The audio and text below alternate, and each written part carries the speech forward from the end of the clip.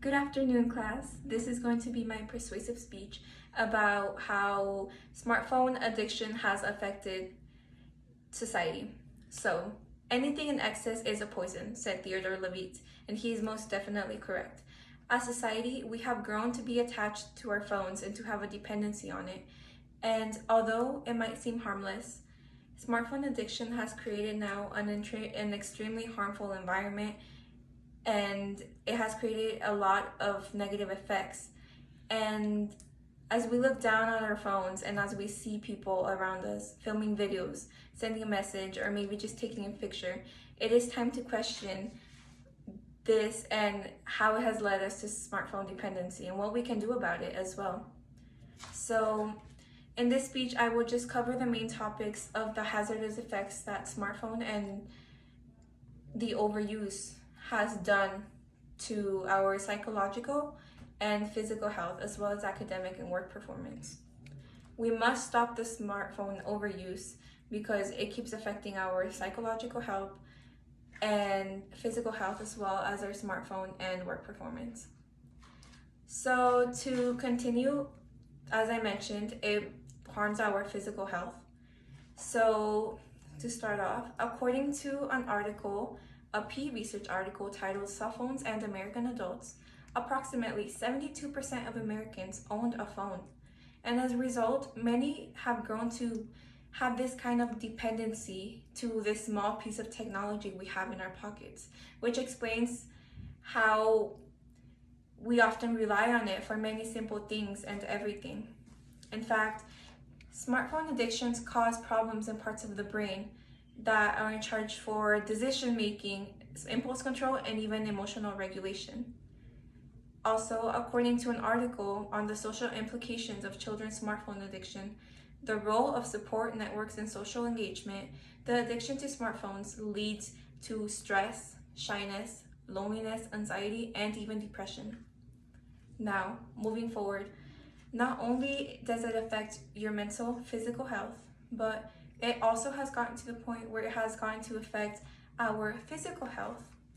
And it has been one of the main effects that smartphone addictions have had. So, an example of this, due to being on a phone so often, there has begun to be a trend on physical effects such as trouble sleeping, trouble focusing, anxiety, stress, and that's only to name some. Also the soreness of the neck and soreness of eyes. In addition, there is also back pain and many more, which we may not notice at first, but it ends up happening. According to a research titled The Media and Technology Uses and Attitude Scale, an empirical investigation by Rosen LD, it states that the excessive time spent on smartphones and the combinations of negative emotion can lead to anxiety and depression, and this can have detrimental effects on our body and physical health, as I mentioned earlier. Actually, according to another article titled Cell Phone Addiction and Physical and Psychological Health in Adolescents by Sihar Saukat, the way it is going with technology advancing and more smartphones coming out, eventually there will be the effects that alcoholism has on our bodies and on our mental health. Even though it seems that smartphone addiction can only cause physical and mental health, with these two combined, it is clear that there has been work difficulties and work performances, and even in the school site, kids are being now on their phones so often that they have begun to be distracted. As I will show you my iPad right here. This is the iPad that I use for school, and although it is often used for the good, it can often be distracting, as sometimes I will just check my email while I'm supposed to be doing work, or I can just check something on Google I am curious about. And although it is little things, it ends up being very detrimental in the end as it adds up. Actually, according to Psych Central, 1.8 billion people own a smartphone device. Therefore, I guess it is safe to assume that they do play a major role in our day-to-day life. Everywhere we look, there's people on their phones. And while doing work, I guess it can be assumed that it plays the same role as well. Workers and students end up getting distracted by their phones approximately for 2.5 hours, as said the survey by Tech Republic.